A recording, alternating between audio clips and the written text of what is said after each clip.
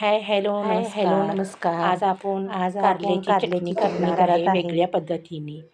लालसर तेलामध्ये आपण रंगाचा शेंगदाणे कांदा तळून घेऊया. झाल्यानंतर आपण मग त्यामध्ये नंतर कोथिंबीर, लालसर लसूण रंगाचा टाकून कांदा घेऊया. झाल्यानंतर मग आपण नंतर त्यामध्ये कारली तळून घेऊया. कोथिंबीर, लसूण कारली टाकून तळून घेऊया. झाल्यानंतर एका नंतर मिक्सरच्या आपण भांड्यामध्ये काढून त्यामध्ये मध्ये जिरा कारली तळून आणि घेऊया आपण आणि सर्व एका मिक्सरच्या भांड्यामध्ये काढून काढलेले सर्व थंड पदार्थ झाल्यानंतर त्यामध्ये काढून टाकून घेऊया.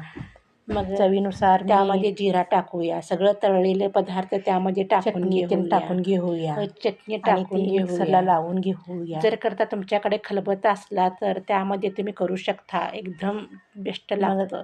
माझ्याकडे जिरा खलबत्ता मोहरीची नाही कढीपत्त्याची त्यामुळे फोडणी मी देऊन त्यामध्ये हे सगळं वाटण मिक्सरमध्ये टाकून करत आहे. हलवून घेऊया. सगळं तयार आहे वाटणी आपली केल्यानंतर आपण जिरा मोहरीची फोडणी देऊया. जिरा मोहरीची फोडणी देऊया. त्यामध्ये सगळं वाटण घालून घेऊया. तयार आहे आपली कारल्याची चटणी.